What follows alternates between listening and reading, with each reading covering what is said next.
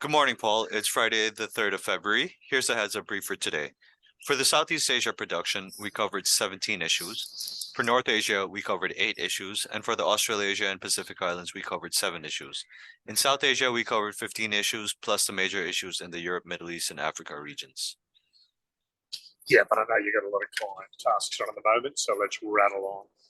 Right, Paul. So there's security concerns in and around resource projects in the highlands of Papua New Guinea. Do you want more details on this? No, look, let's do that on a separate session and keep that just to our PNG clients. It's too specific, and I'm just seeing too many people harvesting our knowledge to make themselves experts through our LinkedIn. So go ahead on to the next country. Right. In Indonesia, the Minister for Maritime Affairs and Investment, Luhut Panjaitan, said that Indonesia plans to stop petrochemical imports from 2027. They want to develop industries in North Kalimantan at the Kuning Kalimantan Industrial Park, which is expected to be the largest industrial complex in the world. Okay, excellent. Thank you. The Indonesian military commander said that he did not believe that an agreement signed with the United Liberation Movement of West Papua, which is led by Benny Wenda, last year in November 2022 will bring peace to Papua. This agreement was Just on that, I think. Yeah. Sorry, say that again. This agreement. What? This agreement was not with the TPNB people. Yeah, that's right. And as we often speak about, the various elements of TPNPB themselves are very factious, just based on the volatile nature of the criminals involved in the TPNPB group. Benny Wender and other key politically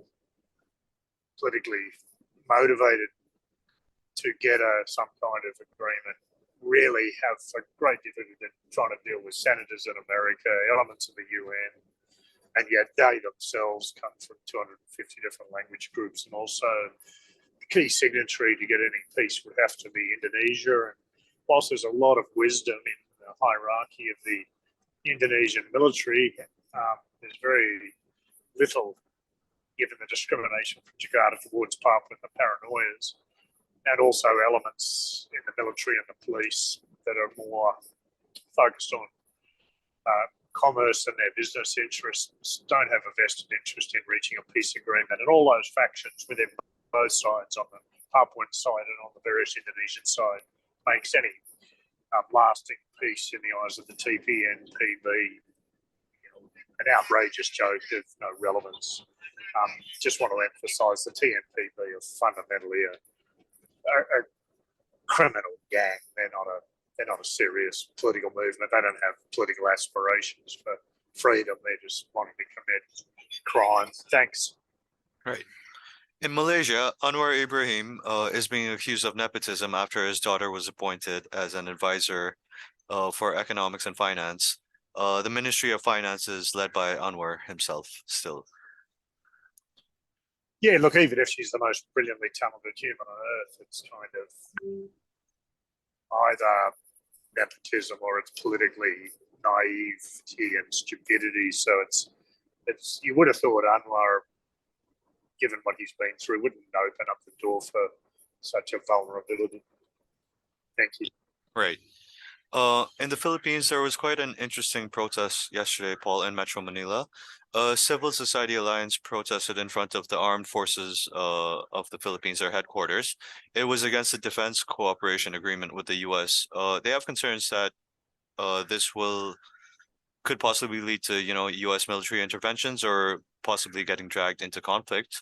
And they also mentioned the cost to taxpayers for hosting more U.S. forces and infrastructure in the country.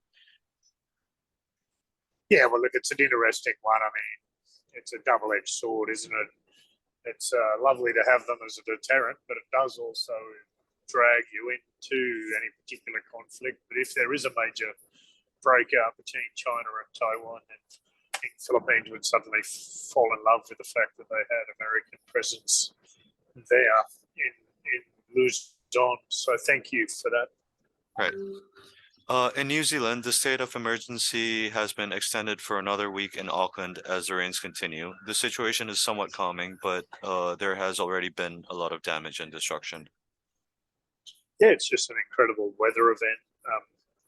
unbelievable, really. Okay, thanks. In South Asia, in Pakistan, the Jamaat-e-Islamiyah, a political group, will march from Lahore to Islamabad next week. This is against the government over inflation and other issues. They're also demanding early elections. Okay, thanks. In India, the Congress Party will hold protests outside offices of the Life Insurance Corporation and the State Bank of India across the country on the 6th of February.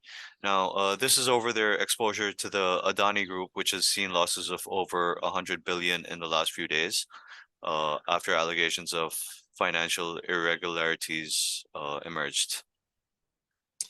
Yeah, look, it's interesting because I think also that loss is largely paper losses. They've had to also cease the issuing of a round of shares.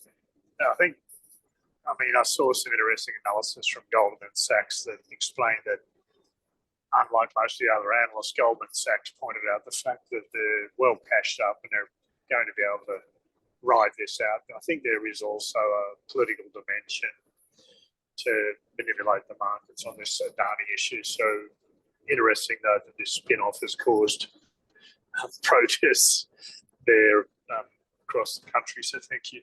Right. Also in India, in Tamil Nadu, protesters blocked a key highway along Hosur to Bangalore and Karnataka. There were clashes with security forces who used tear gas and batons. This is one of the main arterial highways between the states, and it's quite an important site. Okay, thanks.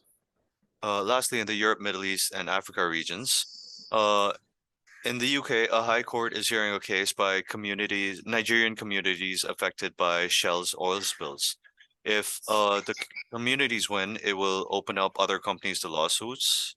If Shell wins, the communities in Nigeria could become more disruptive in their actions to oppose some of these activities. Most of the spills that do happen in Nigeria are due to oil theft, banditry, and sabotage. Okay, thanks a lot. And lastly, the British Defense Minister said that the UK has not ruled out sending jets to Ukraine, and the US indicated that it wasn't against its allies sending jets at this point. Okay, thanks. Thanks a lot. I think we need to have a bit of a focus on the Ukraine-Russia. It's a year on, and let's look to do an audio just to bring our clients up to speed and also give them perhaps an alternative view from what they may be getting from their companies and their resident medias. Okay. Right, and we'll do an assessment on it too.